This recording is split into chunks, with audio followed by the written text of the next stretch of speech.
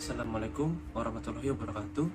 Nama saya Raka Fisiban dari kelas 4K26 dengan NPM 1012093 ingin memaparkan jawaban dari soal ujian tengah semester dengan mata kuliah Sistem Penunjang Keputusan, dan soalnya sebagai berikut.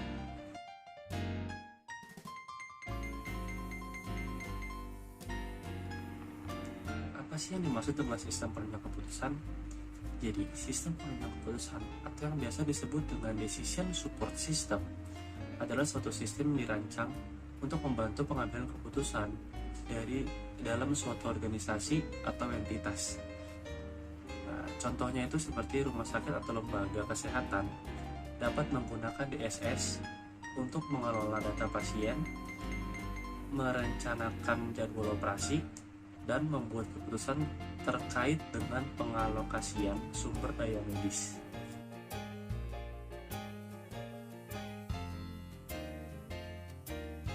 Mengapa sih manajer itu membutuhkan komputerisasi dalam pengambilan keputusannya?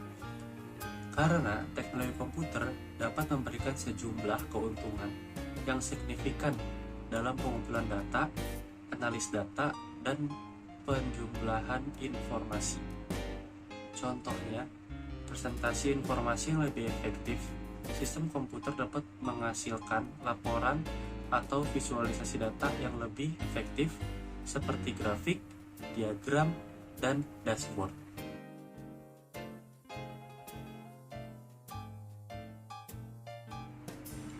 Bisnis intelijen biasanya merujuk pada teknologi, proses, dan alat yang membantu organisasi dalam mengumpulkan, menyimpan, mengakses, dan menganalisis data untuk mendukung pengambilan keputusan bisnis yang lebih baik. Komponennya yaitu data collection, data cleaning, data storage, dan reporting.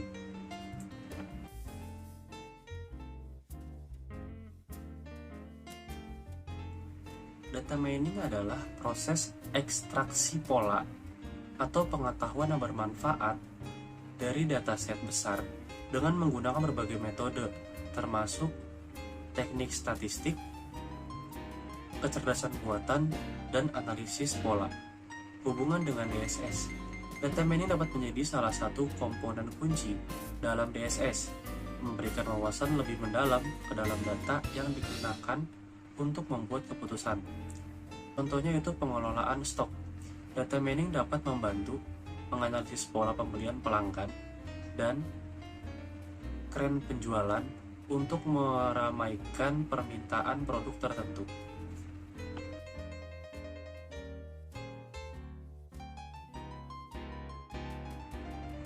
Yang pertama itu ada perbedaan dari basis pengetahuannya. Untuk expert system, kecerdasan keputusan pada aturan-aturan dan pengetahuan yang diberikan oleh ahli manusia.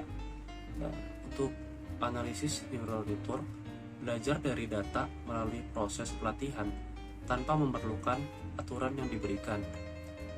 Yang kedua itu ada persamaan dari penggunaan dalam kecerdasan buatannya. Dan untuk expert system, sistem kecerdasan buatan yang berfokus pada peniruan pengetahuan manusia. Untuk analisis neural network, bagian kecerdasan buatan yang digunakan untuk memodelkan kapabilitas pemrosesan informasi yang terinspirasi oleh struktur otak manusia. Contoh dari expert system itu sistem di diagnostik medis yang dapat menganalisis gejala dan riwayat medis pasien untuk memberikan saran diagnosis dan perawatannya. Untuk analisis neural network, jaringan saraf tiruan dapat digunakan dalam pengaplikasian pengenalan tulisan tangan untuk mengonversi tulisan tangan menjadi teks komputer.